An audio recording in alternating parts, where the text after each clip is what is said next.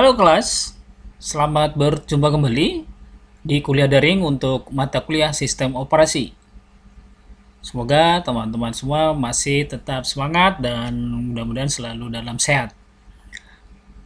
Baik kelas sistem operasi, di pertemuan kali ini materi yang akan saya sampaikan adalah materi tentang hardware atau perangkat keras.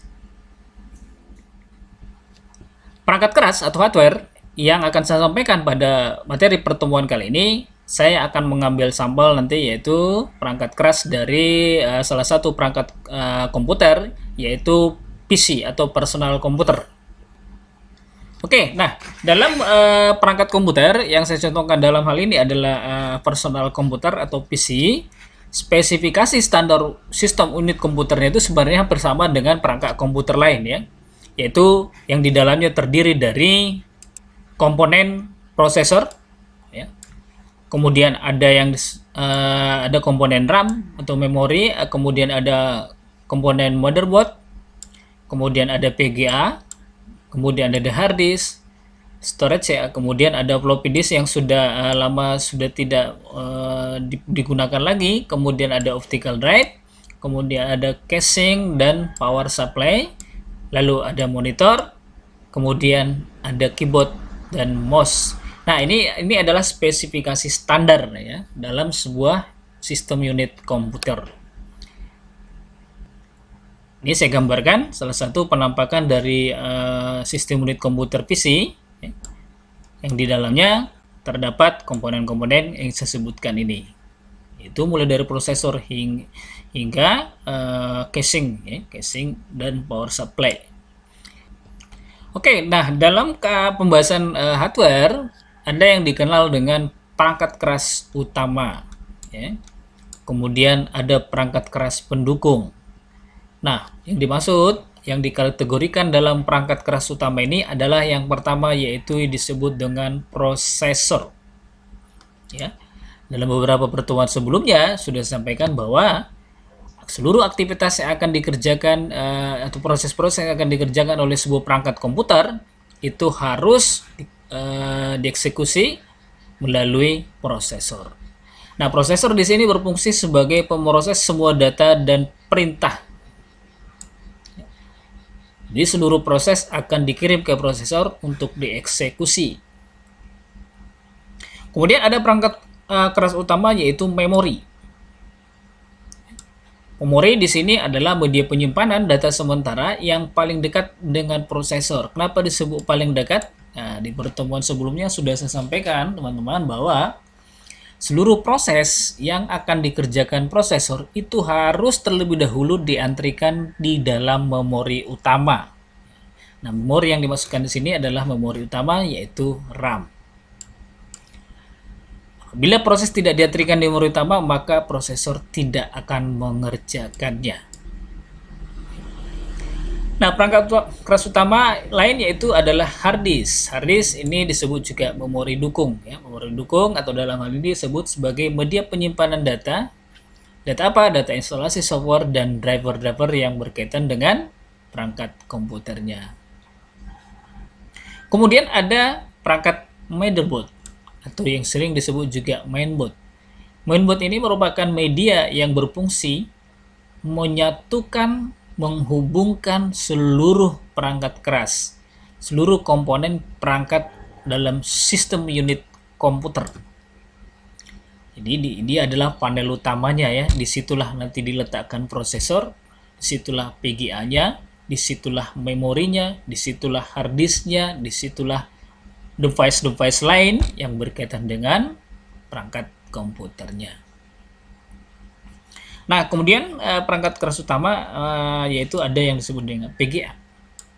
PGA atau grafik yang berfungsi untuk menampilkan hasil pengolahan atau proses data atau perintah ke layar monitor.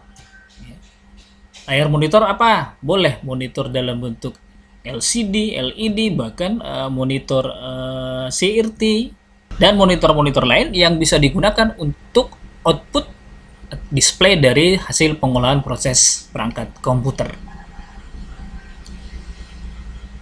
Nah, setelah perangkat komputer utama tadi, maka di sini saya menjelaskan juga perangkat keras pendukung ya.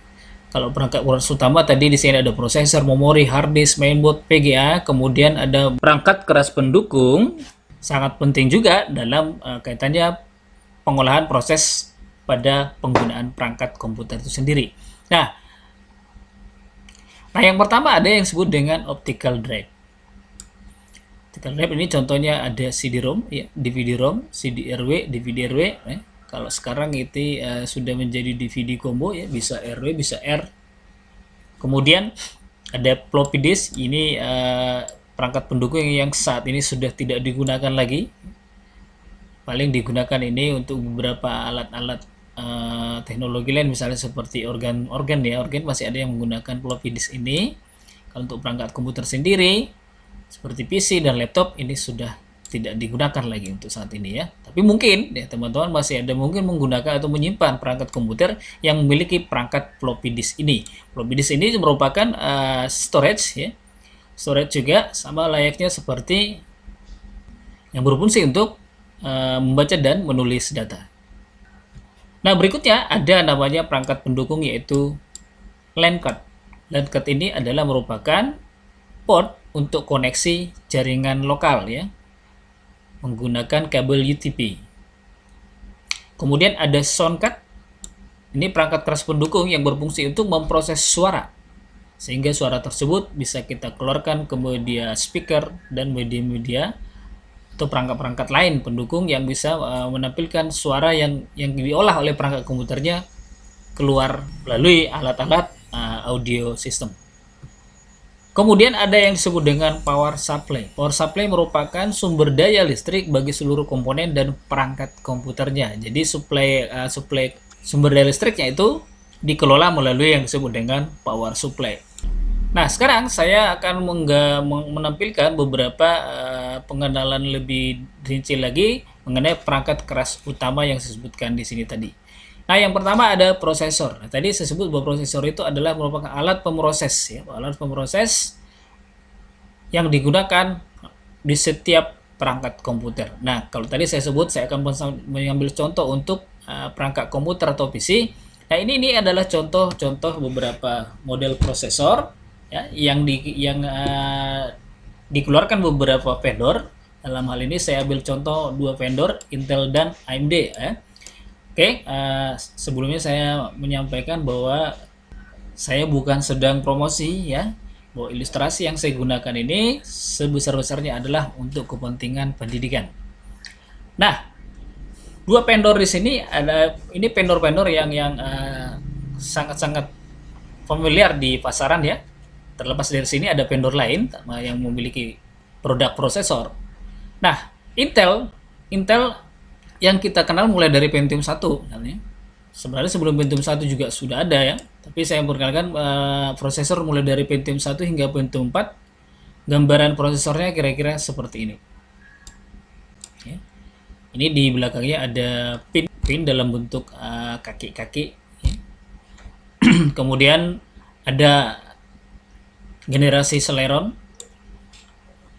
Kemudian ada generasi Core 2 ya, prosesornya sudah mulai memiliki core lebih dari satu.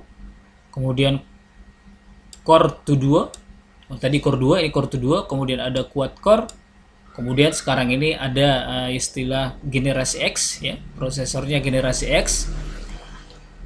Nah, kemudian AMD juga demikian. AMD merupakan kompetitor dari produk Intel ini.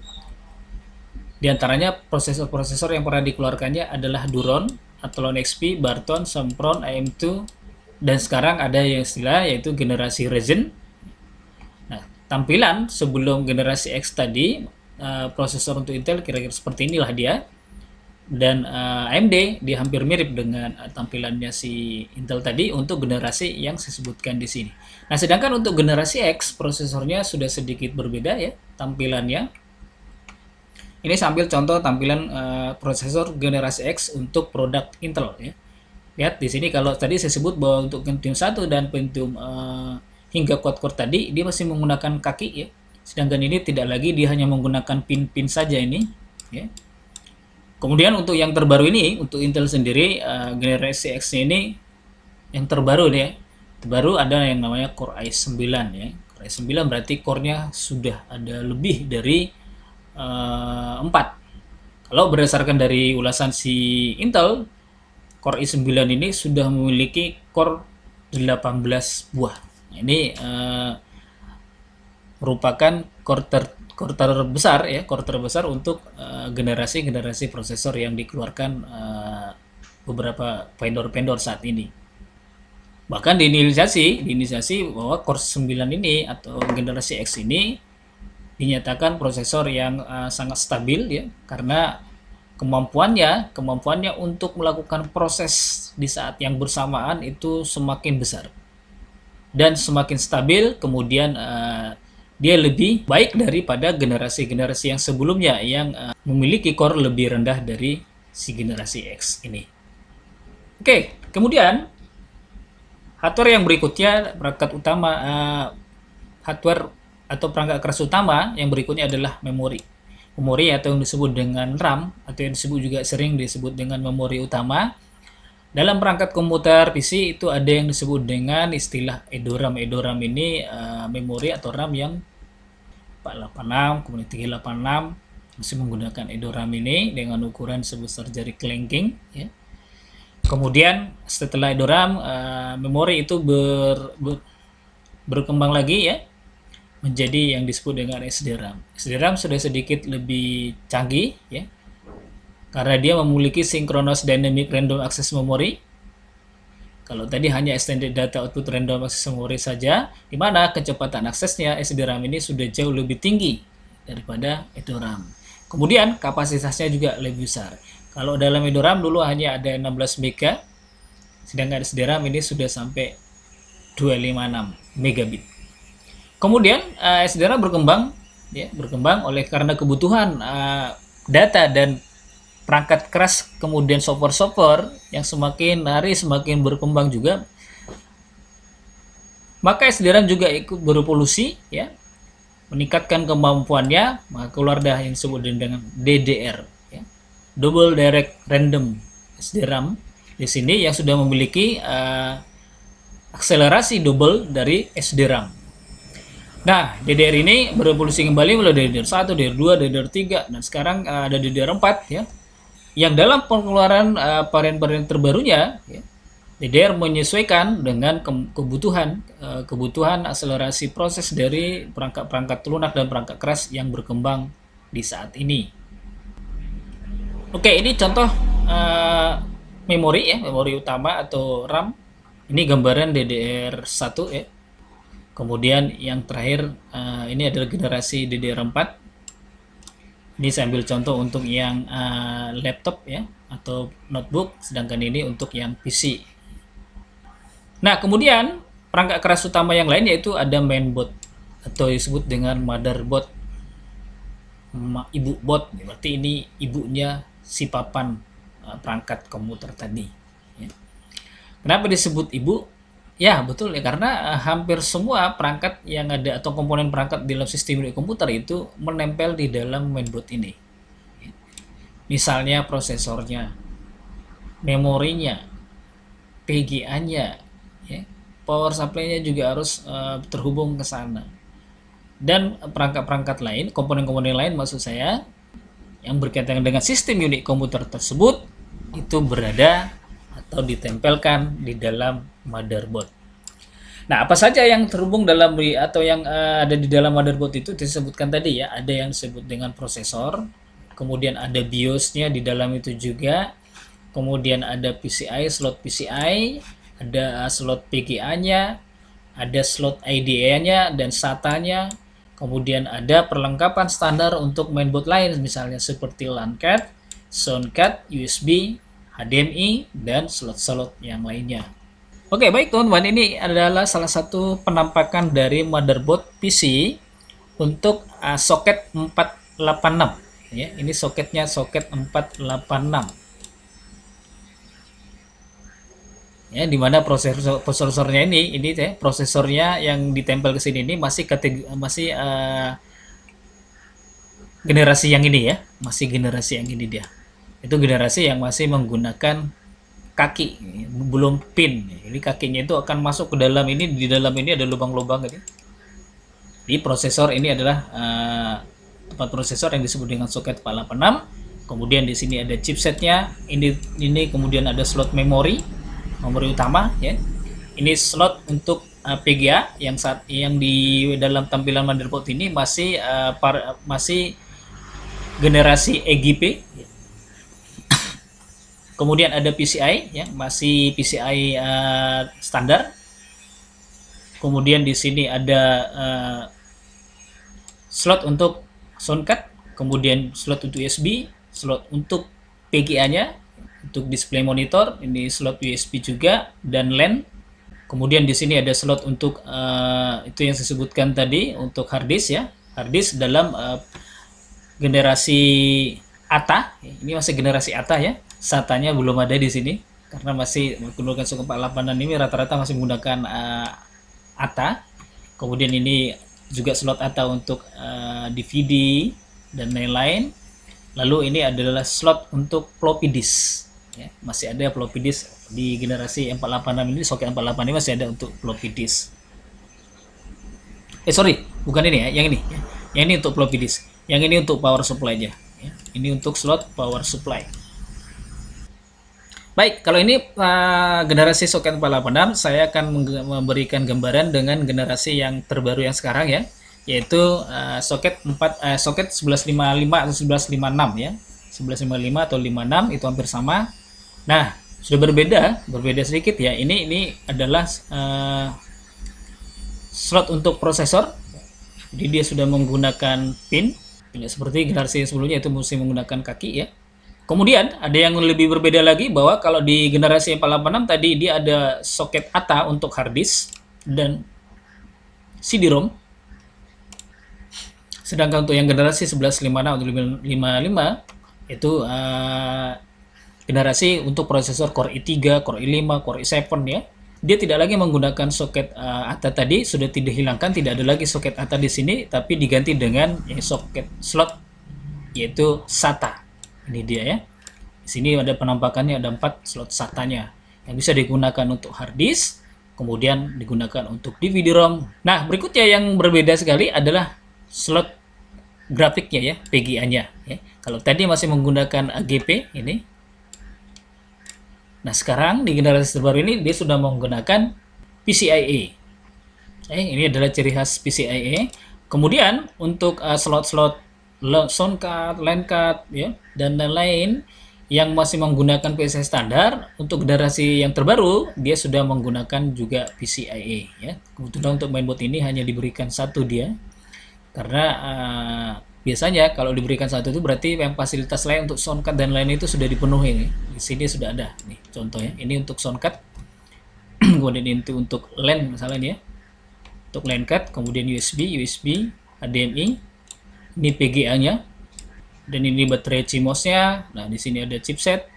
Nah, ini ada slot untuk memori utamanya ya, atau RAM. Di sini dia tadi, yang seperti ini. Kalau di generasi terbaru 1156 dia sudah model seperti ini ya. Nah, kemudian di sini ada slot untuk power supply ya. Power supply, kemudian karena generasi ini sudah menggunakan power supply ATX, maka dia juga memiliki slot untuk ATX-nya di sini. Nah, kalau kita melihat dari sisi tampilan, tentu motherboard yang generasi terbaru itu lebih simple ya, lebih simple dibanding dengan motherboard generasi 486. Baik, nah hardware atau perangkat keras utama yang lain yaitu adalah VGA atau Video Graphic Adapter ya. VGA yang kenal, yang lebih ramai di pasaran itu ya, kita mengenal ada produk Nvidia dan Hati Radeon ya. Kembali lagi saya mau nyebut, ketika saya mau nyebut merek ini bukan mau untuk promosi, tetapi sebesar-besarnya adalah untuk kepentingan pendidikan ya. Jadi ilustrasi yang saya gunakan adalah ilustrasi untuk pendidikan. Nah, kemudian banyak jenis chipset dan kecepatannya ya. Kemudian memori semakin besar dan cepat. Tujuan pemakaian utama untuk grafik atau game ya. Jadi PGA ini tidak lagi diorientasikan hanya untuk dalam bekerja, menyelesaikan aktivitas pekerjaan, tetapi juga untuk gaming ya. Maka kalau kita melihat perkembangan PC saat ini, ya, bahwa VGA ini menjadi salah satu perangkat yang menjadi perhatian, ya, perhatian para vendor atau perusahaan-perusahaan, oleh karena kebutuhan grafik baik itu dalam hal pekerjaan dan maupun dalam kegiatan hiburan atau permainan, ya. Oke, ini saya ambil sampel untuk contoh VGA dari PC. Saya ambil generasi yang saya sebutkan tadi, AGP. Ini masih generasi AGP nih. Ya, yang saat itu ya ukurannya ya 16 mega, ya 8 mega. Di saat itu udah luar biasa canggih sekali, ya. Kemudian keluarannya yaitu PCIe dengan kapasitas yang sudah semakin mumpuni, ya. Oleh karena tadi orientasinya tadi bukan hanya untuk pekerjaan kantor saja atau pekerjaan pengolahan kata atau data saja, tapi sudah berorientasi game. Nah, kemudian yang di bawah ini, ya, buat teman-teman mungkin yang pecinta game, ini bukan barang aneh, ya. Ini pasti barang yang sudah wajib dikenal, ya, oleh para gamers. Ini saya tidak akan membicarakan harga di sini, tapi teman-teman nanti boleh cari ini harganya berapa. Harganya cukup fantastis sekali, ya. Untuk ukuran PGA seperti ini, saya menggambarkan saja bahwa mungkin ya kita bisa membeli satu unit PC atau laptop hanya untuk membeli PGA ini saja. Tetapi oleh karena kebutuhan, ya, maka ya, vendor ini memproduksi PGA ini dan memang di pasaran ini juga sangat-sangat diminati oleh para pengguna perangkat komputer, khususnya yang bergerak di bidang konten kreator ataupun game. Kemudian perangkat keras utama lainnya yaitu hard disk, ya, atau memori dukung. Kalau tadi RAM disebut memori utama, hard disk ini disebut memori dukung. Nah, hard disk ini perkembangannya itu mulai dari interface-nya itu IDE. IDE tadi yang saya tampilin di sini, ya. Ini IDE itu masih menggunakan ATA, kabel lebar, ya. Kabel lebar itu kabel ATA. Kemudian setelah generasi IDE ini muncul generasi SCSI. Kemudian setelah SCSI muncul generasi SATA, ya, seperti yang kita kenal saat ini. Kemudian di generasi SATA ini ada banyak varian, ini ada mulai dari hard disk yang RPM-nya mulai dari terkecil sampai RPM yang terbesar. Tetapi hard disk-nya masih menggunakan piringan. Nah, kemudian di perkembangan hard disk dan kebutuhan pemrosesan data yang saat ini, maka SATA ini mulai sedikit demi sedikit sudah mulai ditinggalkan karena mulai berevolusi dia. Oleh karena kepentingan dan kebutuhan data yang semakin besar, tidak hanya sebesar dari segi kapasitasnya, tapi juga dari segi akselerasinya. Maka sekarang muncul hard disk yang disebut dengan hard disk solid, ya, atau yang disebut dengan SSD. Kemudian di samping hard disk yang menggunakan interface yang sebutkan di sini, hard disk juga dikeluarkan juga dalam bentuk interface, yaitu hard disk internal yang menggunakan interface USB. Yang tentunya untuk pengguna PC dan laptop ini bukan hal yang asing. Baik, ini adalah penampakan dari wujud hard disk. Tadi saya sebut ada hard disk IDE, SATA, ini bentuknya IDE, SATA ini sebenarnya dari segi interface tadi memang berbeda, tetapi dari segi fisik dia hampir sama, ya, masih sama, yaitu masih menggunakan piringan nih. Lalu menggunakan jarum untuk membaca sektor pada piringan ini. Hanya RPM-nya, kecepatannya ini yang kemudian diperbaiki terus, ya, dalam setiap seri-seri hard disk yang barunya. Nah, kemudian oleh karena keterbatasan piringan ini juga, sementara kebutuhan untuk memproses data yang lebih cepat itu semakin sudah tidak terpinggirkan lagi, sudah menjadi suatu keharusan, maka vendor mulai mengeluarkan hard disk yang bisa mengcover, ya, mengekspos seluruh kebutuhan dari pemrosesan data tadi, yaitu maka keluarlah sekarang, ya, perangkat hard disk yang kita sebut dengan SSD, ya, atau yang disebut dengan hard disk solid. Sehingga, ya, pemrosesan datanya, akselerasi pemrosesan data itu jauh lebih tinggi lagi dibanding hard disk. Kenapa? Karena dia tidak lagi menggunakan piringan seperti ini, ya. Jadi tidak ada lagi jarum untuk membaca sektor dari setiap piringan ini, tapi langsung dibaca layaknya seperti membaca di memori utama. Bagaimana dengan harga? Oh ya, tentu biasa kalau produk-produk teknologi ya, baru-baru keluar, ketika produk itu baru diproduksi, tentu harganya masih jauh lebih melampaui dari harga dari hard disk yang menggunakan piringan seperti ini. Tapi memang bagi beberapa pengguna ya, harga sudah tidak menjadi ukuran lagi ya, tetapi bagaimana fungsi yang bisa dihasilkan oleh perangkat tersebut, itulah yang menjadi salah satu ukuran. Jadi kemampuan si perangkat tadi itu menjadi ukuran utamanya. Baik, yang berikutnya adalah floppy disk. Ini yang sebutkan tadi yang sudah lama tidak digunakan lagi ya. Di floppy disk ini berevolusi mulai dari 5,25 yang besarnya 2 kali lipat yang saya tampilin ini. Ini adalah 1,44 ya. Yang isinya itu adalah isi dari disket yang bisa dibaca oleh si floppy disk ini, yaitu kapasitasnya itu hanya 1,4 mega ya. 1,4 mega. Jadi teman-teman bisa bandingin dengan pembaca data yang kita bisa gunakan saat ini ya, mulai dari USB yang sekarang sudah muncul lagi USB 3.0. Tentu floppy disk ini hilang ya oleh karena pertimbangan itu tadi ya. Kemampuan dan akses yang bisa diberikan oleh si floppy disk ini sangat terbatas. Tetapi di zamannya perangkat ini dikeluarkan, ini sudah menjadi favorit sekali, karena data tidak perlu lagi harus membawa-bawa hard disk, tapi sudah bisa disimpan dalam storage yang lebih kecil yang kemudian dia sifatnya portable. Berikutnya adalah optical drive. Optical drive ini mulai dari CD-ROM ya, CD-ROM, kemudian sekarang kita mengenal dengan yang disebut dengan DVD-RW ya. CD-ROM dia hanya bisa membaca data saja, ketika kita menulis dalam CD-ROM itu tidak bisa. Kemudian muncul CD-RW yang kita bisa menulis dan membaca layaknya seperti flash disk ya, kita bisa mengisi dan menghapus data di dalamnya, tetapi kapasitas simpanannya itu paling tinggi itu hanya 700 megabit. Kemudian muncul DVD. DVD ini muncul yang kapasitasnya sudah di atas 700. Tetapi dia hanya bisa membaca, tidak bisa ditulis. Sama seperti yang CD-ROM tadi ya, hanya bedanya kalau CD-ROM tadi hanya 700, sedangkan DVD ini sudah di atas 700 MB. Lalu, oleh karena perkembangan teknologi, muncul DVD combo. Tidak hanya bisa menulis data, tapi sudah bisa menghapus data dari dalam media optical drive ini.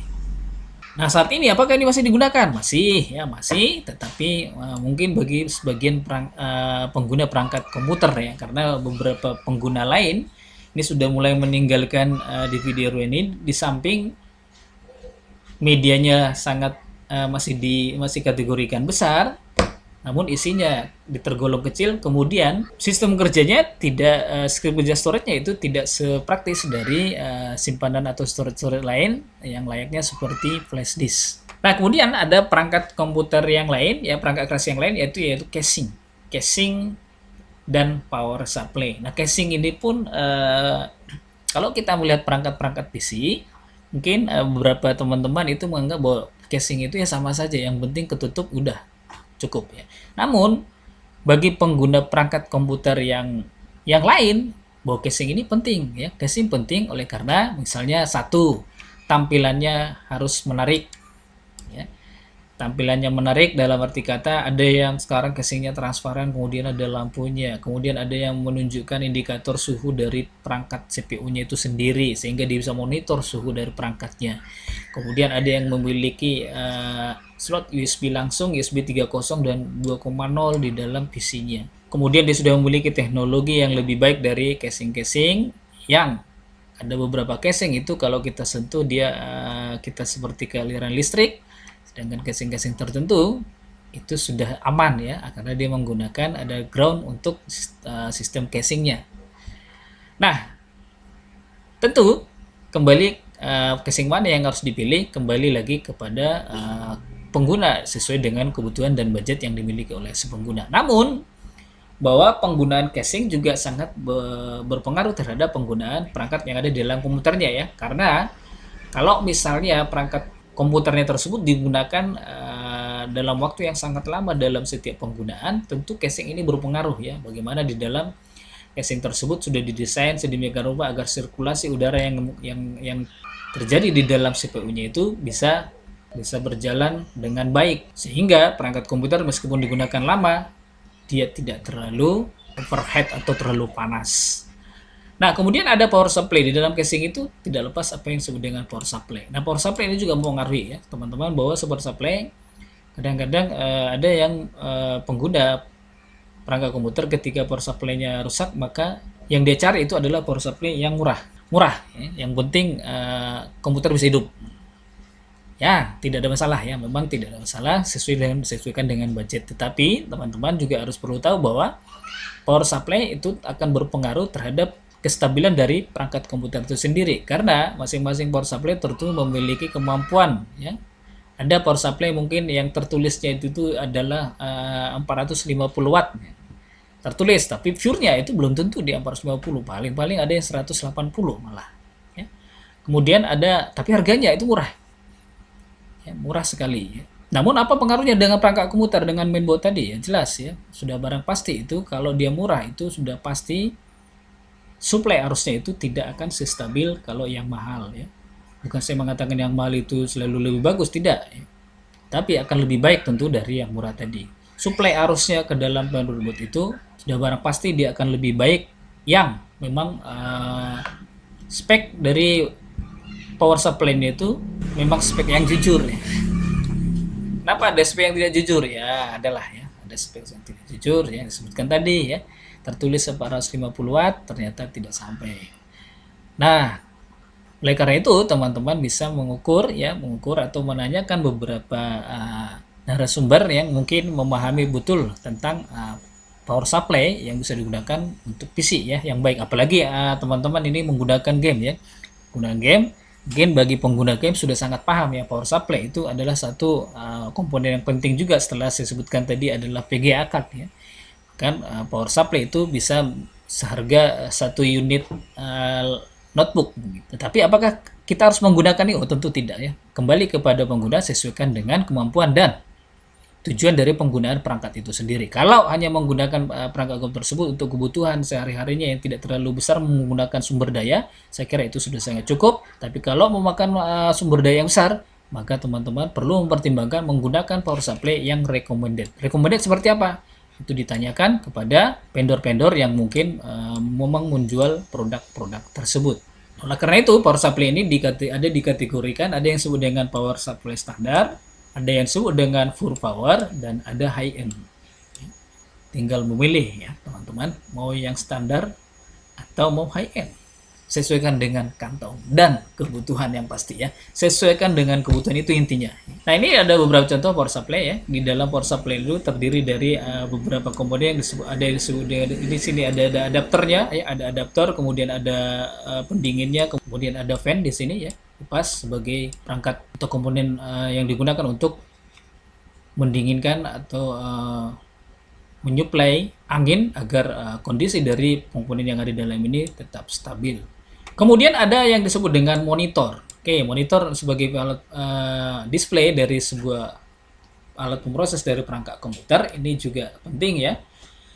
Di generasinya monitor ada keluar yang disebut dengan CRT atau yang dikenal dengan istilah monitor sanggul ya, karena memang bentuknya seperti memiliki sanggul ya. Kemudian berevolusi menjadi LCD ya, yang terdiri yang tidak lagi menggunakan tabung seperti yang sanggul tadi, tapi sudah berubah menjadi liquid kristal.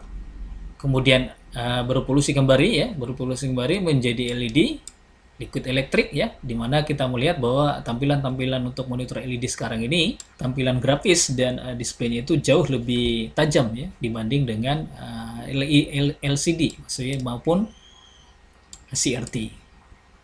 Sehingga bagi gaming ya, tampilan gambar itu semakin kelihatan real, dan bagi desain grafis warna-warna yang ditampilkan atau yang dihasilkan di dalam monitor ini itu tidak jauh berbeda dengan ketika desain tersebut dicetak ke media seperti kertas dan media-media lainnya. Oke, nah setelah perangkat-perangkat keras tadi, ada yang kita mengenal juga ada aksesoris pendukung ya. Ya, ada yang disebut dengan keyboard mouse ya. Keyboard sebagai alat input dan mouse juga sebagai alat input. Kemudian ada alat peripheral lain seperti printer, kemudian ada scanner, kemudian ada flash disk, infrared ini yang sudah zaman dulu ya. Kemudian ada Bluetooth, ada WiFi, ada USB card dan lain-lain. Ini merupakan alat-alat pendukung ketika kita menggunakan perangkat komputer ya. Dan sepertinya ini memang sudah perangkat yang harus ada. Kemudian dari perangkat keras tersebut ya, dari perangkat keras tersebut agar perangkat komputer tadi atau komponen sistem ini komputer tadi bisa digunakan dengan baik, maka memang ada beberapa perangkatnya tersebut itu yang tidak bisa bekerja apabila device-device-nya itu tidak diinisialisasi dengan perangkat lunaknya ya, atau dengan kata lain drivernya tidak diinstal. Maka perangkat-perangkat yang saya sebutkan di awal tadi, perangkat keras tadi itu bisa bekerja dengan baik itu apabila perangkat lunaknya sudah mendukung dari sisi sistem operasinya didukung, kemudian ada driver-driver pendukung di hardware-nya, baik itu yang kompatibel dengan beberapa sistem operasi maupun driver-driver atau device-device yang harus diinstalkan dari device-device atau yang diikutsertakan dalam pembelian device-nya itu sendiri. Dan tentu akan lebih maksimalkan lagi kalau fungsi-fungsi hardware tadi itu kita akselerasikan kita integrasikan dengan beberapa aplikasi-aplikasi pendukung, misalnya seperti Soundcard ya. Soundcard itu untuk memaksimalkannya kita boleh menginstalkan software-software aplikasi yang berhubungan dengan pengaturan soundcard sehingga suara yang dihasilkan itu jauh lebih bagus dan lebih tajam. Demikian dengan aplikasi-aplikasi lain. Artinya perangkat keras yang ada itu bisa kita tingkatkan akselerasi dan kinerjanya dengan menambahkan beberapa software aplikasi pendukung. Oke kelas sistem operasi, demikian materi tentang hardware yang saya sampaikan pada pertemuan kali ini. Jika ada yang masih kurang jelas tentang materi pada hari ini, silakan menyampaikannya di kolom diskusi untuk di aktivitas pertemuan kali ini. Terima kasih sudah mengikuti perkuliahan kali ini. Semoga yang saya sampaikan ini bisa dipahami. Sampai bertemu di pertemuan berikutnya. Tetap semangat dan salam sehat.